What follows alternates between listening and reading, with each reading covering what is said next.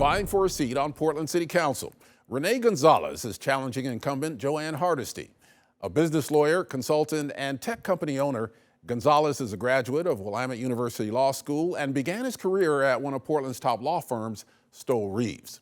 Renee Gonzalez, welcome to Ion Northwest Politics. And thanks so much for having me. Now, there are two positions at play here on City Council. There's Joanne Hardesty's and Dan Ryan's. Why did you decide to go after Hardesty's seat? We think her leadership on city commissioner and the city commission has just been too ideological, too extreme, out of touch with kind of centrist Portland values. And we've gone too far on things like defunding police and tolerating illegal camps. So at the end of the day, just way too ideological for Portland. Yeah, let's pick up on that. Your campaign website even says that Portland's ineffective, ideologically driven politics are ruining the city. What do you mean by that? Well, when we look back at when Portland was truly the city that worked, when it was most functional, when it was effective, it was focused on local problems. It was focused on local opportunities and our unique assets here. So much of the rhetoric now in Portland is part of some national debate and national fights. And so part of the ideological problems we're facing right now is that we define everything nationally. We try to make it big picture beyond our city. And I think we need to refocus on the trade-offs here in our city. Secondly, when you look at, for example, the homeless problem that we face on our streets, Portland's a deeply compassionate city. We want to solve. We're looking at the downtrodden. We want to lift them up, and that compassion is a great quality here. But sometimes we challenge to balance that with some of the negative effects of homelessness, and we've really struggled to address the addiction on the streets, address mental illness on the streets, and to address service resistance on the streets. And to make Portland a livable city for all of us, we need to balance that sort of compassion with expectations for following the law. And, last piece on homeless, we like to talk about long-term housing, big part of our long-term solution for homeless. But at the end of the day, the primary drivers of the unsheltered on our streets right now are addiction and mental illness. And we need to focus on those segments and treat those accordingly. Is the city doing enough to create shelters for people who need them? And what do you think about the concept of safe rest villages? I think we're not doing nearly enough as a region, city, county. We've made this long-term bet in long-term housing that's going to take years to build. We need to get up 2,000 safe spaces, shelter spots as soon as possible. I mean, and we've had a housing emergency since 2015. And that does have a role, but when you look at the suffering on our streets today, it is the lack of shelter options, safe sleeping spaces, in addition to our underlying addiction and mental illness challenges. And we need to focus on that in the short term as soon as possible. Not all cities have made the choices Portland has. There's other parts of the country that have faced the homeless problem and prioritize emergency shelter. I think we need to do the same. Public safety also foremost on many Portlanders' minds after a record number of homicides and shootings last year. What's your plan to deal with it? Well, first and foremost, we cannot defund police. We made a horrific mistake just a little over a year ago in the midst of the pandemic to cut funding. That's been partially rectified. We need to maintain stabilized funding to maintain a historic ratio of police officers to population. That's one. Two, community policing needs to return, and part of that is specialists who understand the gangs, understand the families in our most high-risk populations.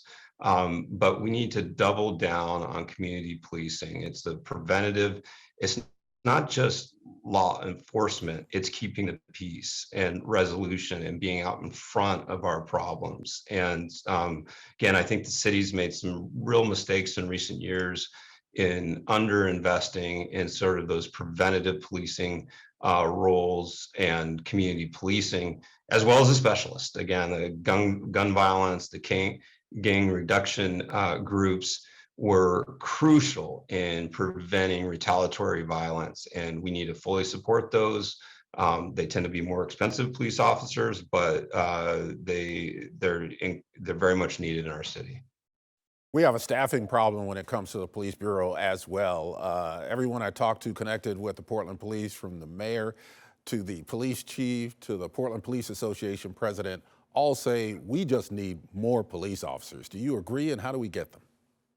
Without question. Again, you look at our historic ratio of police officers to population, we are way below kind of the trend line there, and it's deeply problematic. So we start at the top. We do have to have a shift in kind of the political rhetoric around police. We can balance accountability, which our community is absolutely demanding, with kind of offsetting what one blogger calls the defund police culture. And there are a great number of brave and honorable police officers in our force.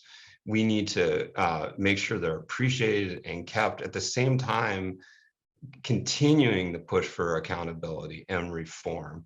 You can do both, but right now the rhetoric in this city is so demeaning to police officers that if you had an 18-year-old son, I'm not sure you would encourage him to work in Portland Police right now, just because of the way they're treated. So we have to balance those two: police accountability, but also appreciating the police officers who are doing every single day and putting their lives on the line every single day. I think that's a shift in culture there, and that starts in political culture, is crucially important. Secondly, even if we get everything right, it's going to take a number of years to get our staffing restored. There is just, it's going to take a bit of time. And I think we really need to look at supplementing our police force with, well, one, continuing the process we're already doing, making sure that when we can use social workers, when we can use non-police intervention, we leverage that as much as possible.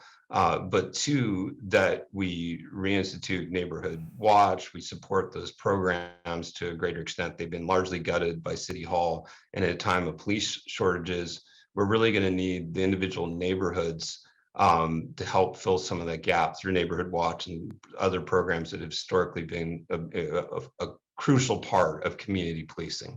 We've only got about a minute left, but several Portland schools just now getting back into the classroom after COVID-related staffing shortages. You've been outspoken about kids learning in person instead of remotely, as well as playing sports. Considering the public health and staffing implications, should we continue the remote learning option?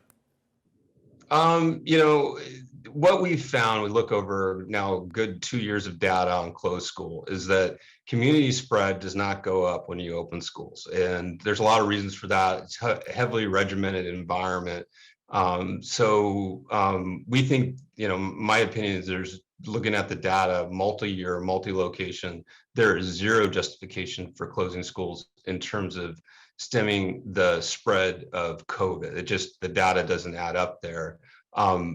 Staffing challenges are real, and no one can minimize that. Fortunately, CDC has updated their quarantine rules. We're hopeful that's going to help protect schools staffing. And I know PPS is really hustling to get parents in as substitutes. There's been a bunch of parents in our family groups that are volunteering to sub, and there's still some slowness in that process. We're hoping that speeds up, but bottom line, we've got to do everything as a society to return normalcy for children. That means sports, that means school, as well as for working parents, particularly working moms. They need that stability. Portland City Council candidate Rene Gonzalez, thanks for joining me on Eye on Northwest Politics. Thanks so much, Ken.